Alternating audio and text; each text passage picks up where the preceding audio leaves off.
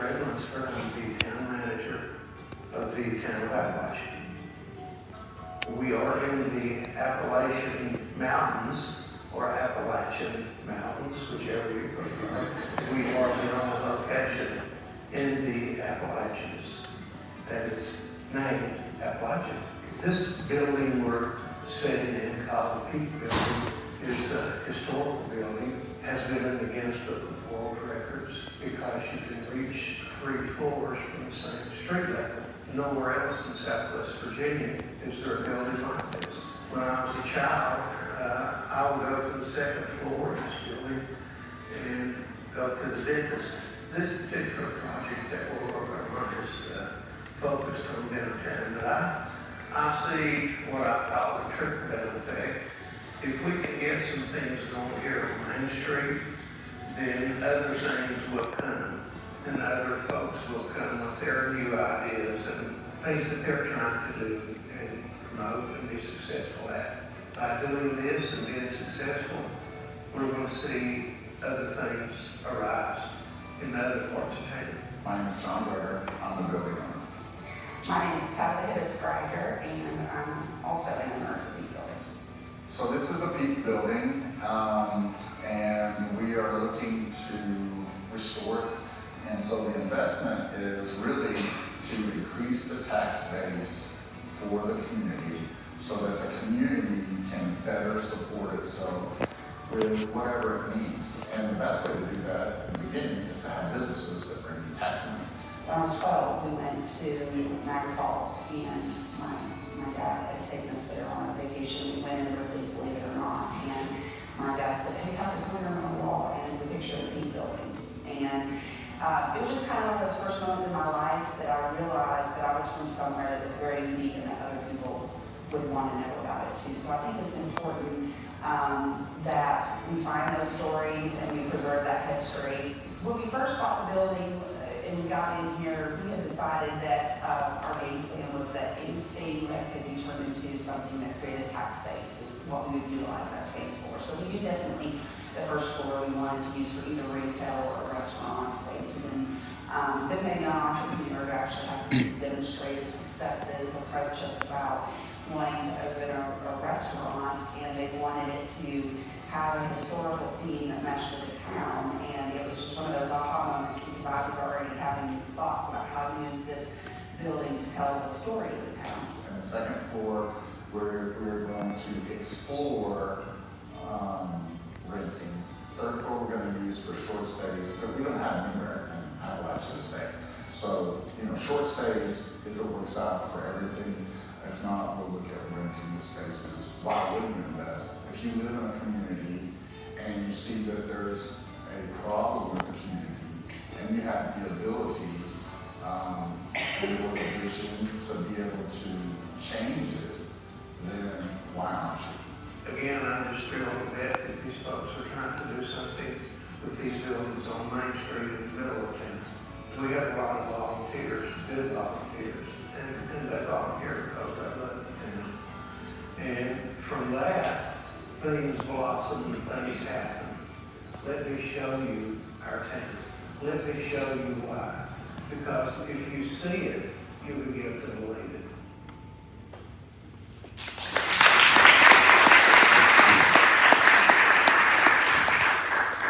Good morning. My name is Tabitha, and I'm here today because I have become a serial developer. I confess that just a little less than 2 years ago, I also influenced my retired U.S. Marine husband, John, to join me in my compulsions, and that has resulted in the purchase of 24 properties, largely in my hometown of Appalachia, Virginia. This addiction has resulted in a lifestyle we now call Appalachian Rising Ventures. And I'm grateful for this safe space provided by Opportunity Appalachia, where I am accepted and supported as I speak about our path to healing our town and our cornerstone project, the Peake building. In short, our mission is to privately invest and accomplish what our local government could not do because of unique challenges and constraints. Historically, Appalachia, Virginia was one of the busiest railroad towns at the turn of the century, a junction of coal, freight, and passenger trains from multiple railroads. The town had a population of 3,600 within its limit, but it was a trading center for a large portion of the coal fields. It is estimated that at its peak, it serviced 60,000 customers annually. In the 1920s boom, the town was surrounded by these 9 coal camps built by the Stonegate Coal Company, and smaller companies also operated mines and camps. Appalachia regularly provided shopping, entertainment, and big city amenities to these residents. People who traveled by train from nearby towns in several states, and businessmen, travelers passing through. The problem has been a fading economy that never seemed to plateau. The closing of large coal operations in the 60s, the 70s, and again in the 90s led to a mass exodus of the towns and coal camps populations. From there, the spiral began as housing was lost and not replaced and declined in value due to the economics of disrepair and lower incomes. Commercial activity nearly ceased and the revenue for the town became a trickle. I graduated from Appalachia High School in 1996, and Westmoreland, the last major coal company in Appalachia, closed in 1995. A hopelessness spread over our beautiful town. And I was the generation that was told to leave in search of better opportunities. In 2010, we even lost our high school to consolidation, which was a blow to community morale. But the ARB plan is the result of a little mountain girl from Appalachia who spent nearly 30 years learning, gaining experiences, making connections, and waiting for the right opportunity to give back to a town that built who I am. That opportunity arrived at an auction in 2023, where I convinced my husband that we needed to at least try to save the Peake building. That became the ARB's cornerstone project, and we began acquiring other properties with a vision. ARB is more than just one project. It is a comprehensive plan for private investment to reinvent our town's economic base by restoring commercial and residential properties, attracting new businesses, attracting new residents with affordable and adequate housing. While our end game is to restore a historic downtown, we need a plan to fund the process of getting there. So ARB acquires reasonably priced properties with plans to remove them from the current rental market, properly renovate, sell, and return them to new residents in the town, and apply ownership to the neighborhoods of Appalachia. These revenues will then be rolled and reinvested into our downtown properties. This will spur an upward trend in overall property values, utility customers, taxes, and in turn create a broad positive revenue effect for the town. Growing ARB means growing Appalachia. This shows how short a timeline we have been in operation, but we are learning as quickly as you can drink water from a fire hose. We have waded through learning curves and had demonstrable successes that are encouraging. In our intro video, the town manager repeated what we believe to be sort of an urban legend that the Peake building was in the Guinness Book of World Records, but I do know for a fact it was in there, please believe it or not. The building has always been one of our most architecturally interesting buildings, and it is iconic and a unique part of the town's vibe. As you can see, the Peake on the left borders the Appalachian Mercantile on the right, so it only makes sense that we work together to correct the water and erosion issues that were affecting both buildings. We collaborated and are grateful that both projects were selected for Opportunity Appalachia. This is an overview of Block 300 in Appalachia. Again, the building on the far left is the Peake, next is the Mercantile.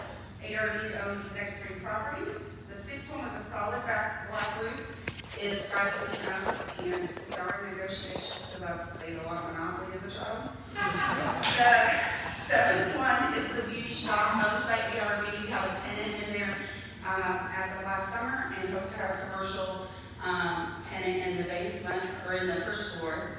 The next building over is a UNWA building with active members who still keep it in use. And then the last building is an office space that is maintained pretty well. So these are our plans for restoring the building. The first floor is going to be a restaurant space with a mezzanine level.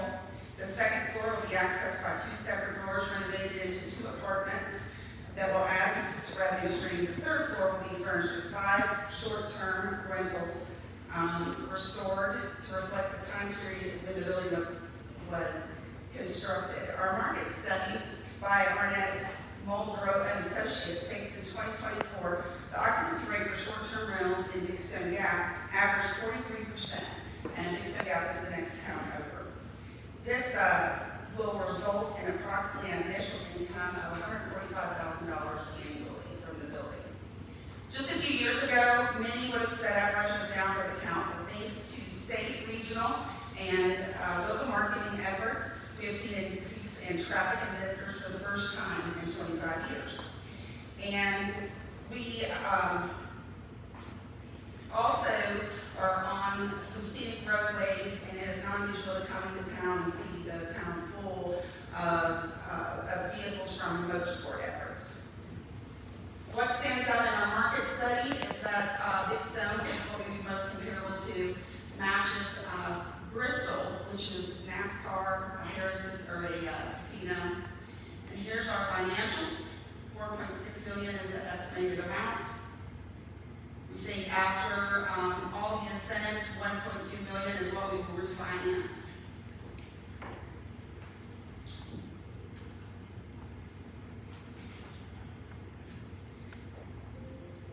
And I'll leave you with this image of the Peake building shortly after construction in 1920.